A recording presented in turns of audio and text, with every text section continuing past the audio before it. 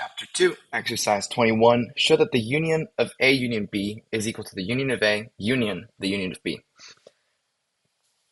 Alright, it's a straightforward equality proof, so let's start by supposing that you have some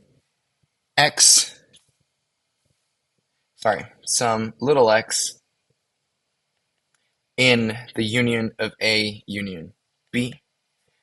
Then by construction of the arbitrary union, we have that there exists some x in A union B such that little x is in big X. Now, there are three cases to consider. Case 1 is going to be x is in A. Case 2 is going to be x is in B. And case 3 is going to be that x is in A and x is in B.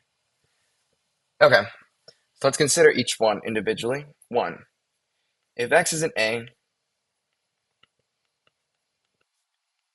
then there exists some x in A such that little x is in X. Let's just continue here, meaning that little x is in the arbitrary union of A. I'll just put it here again. Which implies that x is in union A, union B. Cool. Now, second, if big X is in B, then there exists some big X in B such that little x is in big X, meaning that little x is in the union of B, which implies that little x is in union A, union B. All right, and then the third case,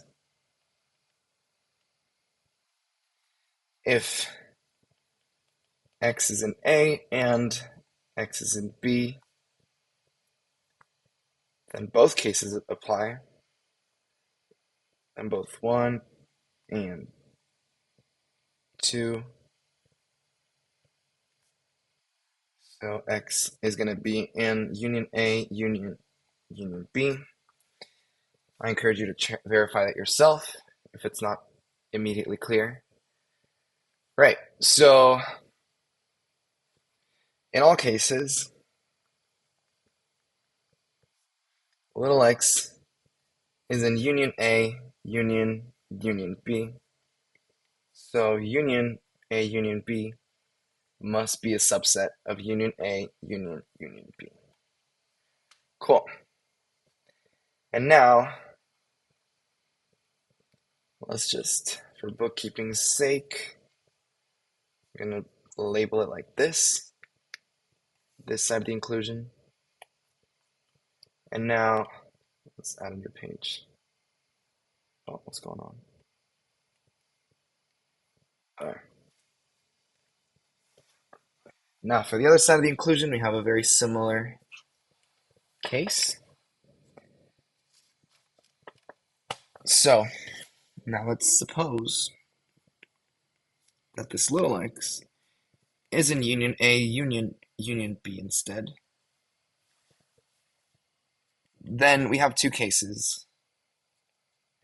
Either x is in union A, or x is going to be in union B. And why not? Let's label them 2. 1 or 2. 1. If x is in union A, then there exists some x in A such that little x is in big X. right? And since A is a subset of A union B, X in A implies that X is in A union B.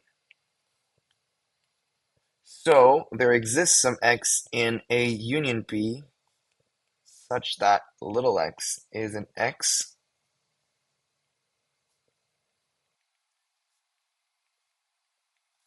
which means that little x is in the union of A union B. Okay, and now the other case is analogous.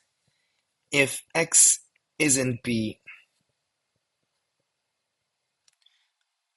sorry, I forgot, or 3 UA and UB. Okay, if X is in B, then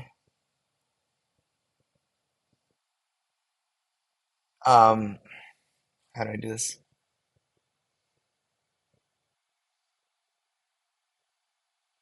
All right. Okay, if X is in union B, then there exists some X in B such that little x is in big X. And then since B is a subset of A union B, big X is in A union B too. So there exists some big X in A union B such that little x is in big X. This tells us that X is in the union of A union B, and there we go. And then 3, if X is in union A and X is in union B, both 1 and 2 apply. So X is in union A union B.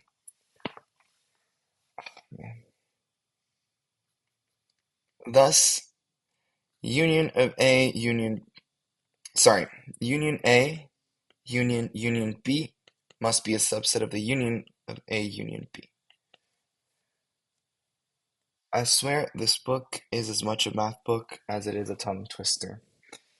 Okay, now we conclude that the union of A union B must be equal to union of A union of B. And there you have it. That is exercise 21 in all its glory. Hope this was helpful. I will see you in the next video. Bye-bye.